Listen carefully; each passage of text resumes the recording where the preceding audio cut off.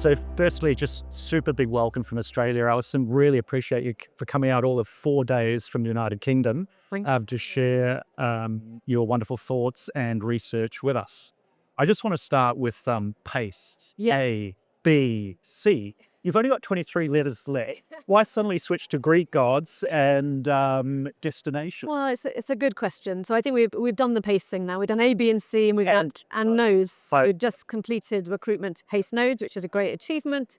But you're right. I think the next phase of trials is a series of small phase 2 studies testing out really novel things. I think we do that quite badly in radiotherapy. We don't have a defined sort of phase 1, phase 2, phase 3 kind of pipeline. So these are designed to test out really new things, and can we do them safely before we And I guess destination's an example of that.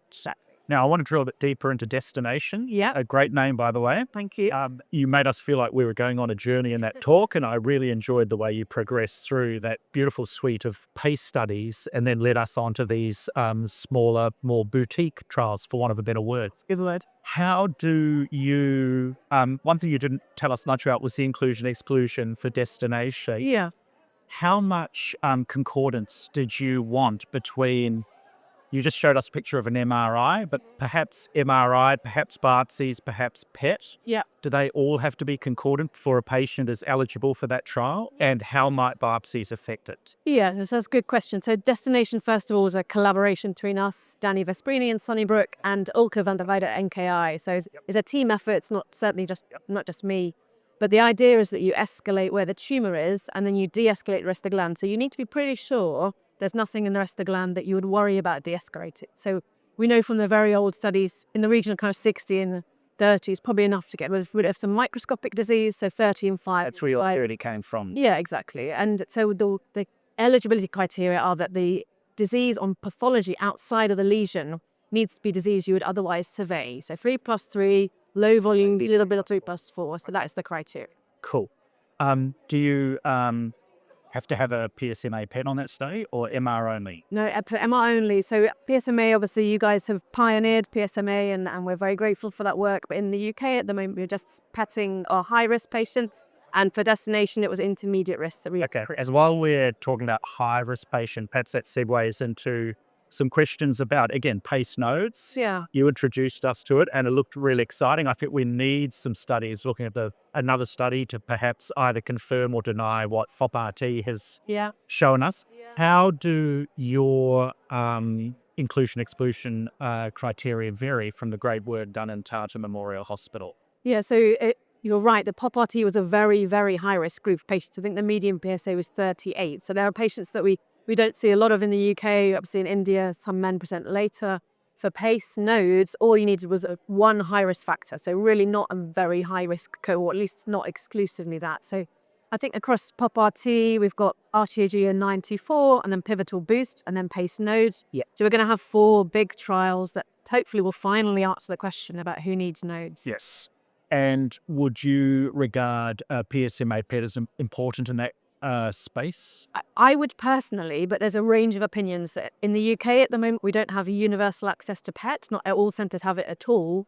And some centres just have it in the post-op setting. So you're very driven by that. Because I know that the Tata trial was perhaps enriched by the fact that PSMA had to be negative, but they were still extraordinarily high risk. Yeah, it's an interesting cohort, isn't it? So it's an in-between cohort. Yeah. And you're going you're going lower, but without all the imaging that they did. Yeah. A few more questions, if you don't mind.